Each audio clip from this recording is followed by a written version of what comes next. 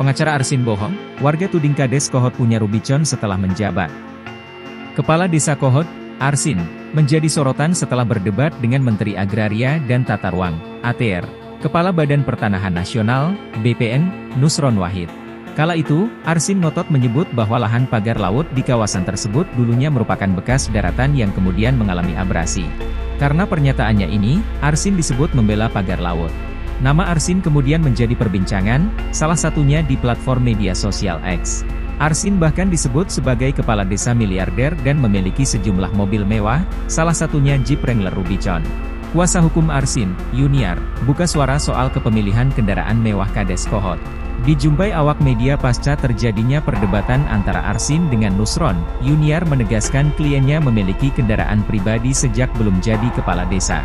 Akan tetapi, sejumlah warga di sekitar kediaman Arsin beberkan fakta berbeda. Mengutip Kompas.com, Arsin tinggal di Desa Kohot, Kecamatan Paku Haji, Kabupaten Tangerang, Banten.